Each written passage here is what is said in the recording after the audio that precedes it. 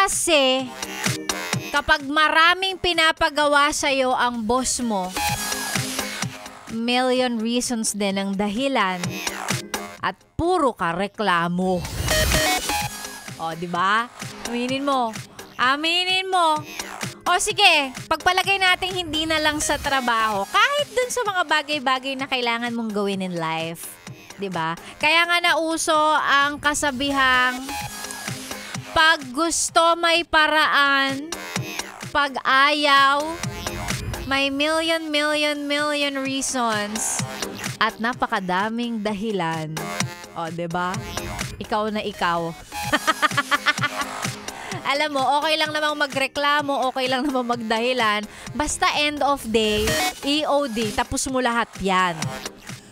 Kasi yun naman yung importante. Gano'n naman tayo mga alipin ng salapi. Magreklamo sa una, pero magtatrabaho din naman. Medyo may konting, ay naku, ito na naman. May mga ganong side comments pa yan. Ay, ba yan? Ano ba naman to? May pag ganyan-ganyan pang nalalaman.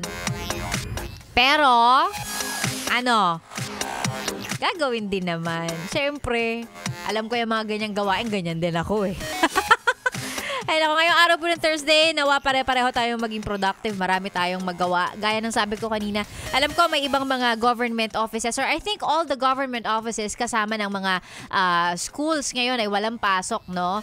So, kung walang pasok, ay di ibig sabihin, di may extra kang araw ngayon. Para kang isipin mo para kang naka-holiday. Oh, 'di ba? Kaming mga nasa private sector, hanggang sana all na lang kami. Kasi nandito kami, nagwo-work. Nagwo-work, tas nag-aabang kung maulan na ba? Maulan na ba? Dungaw-dungaw na lang sa bintana, umuulan na ba? Yeah. Ay nako, Sexy Megan po niyo ang kasama bago tayo magtuloy-tuloy sa mga nakaka-relax na playlist ngayong araw. Hello muna. Ayan, mag-hello muna tayo sa mga yes friend nating laging nakatune in sa atin. Sabi ni Jen Fausto, pabati naman po sa mama ko na si Mary Ann Fausto. Birthday na po niya ngayon. Happy birthday. And sa lahat na nagbe-birthday today, happy birthday po sa inyo. Nawa ay mabuhay kayo ng matagal at magkamal kayo ng maraming salapi. Siguraduhin nyo lang na legal yan, ha? Oo, wag illegal, di maganda yon. Eto din, si Nika Gatok, sabi niya, nakikinig po dito all the way from Sapang Palay, Bulacan. Pa-shoutout sa mga kapitbahay kong chismosa. May day off din sila. Ganon din kay Jessie Fabia. Sabi niya, correct ka dyan, Ma'am Sexy Megan. Oo naman, I am always correct. Chareng. Si Dorizel Bobbies, pa-shoutout daw. Ganon din kay Valentin. Sabi niya, shoutout po kay Boss Atong Tracking.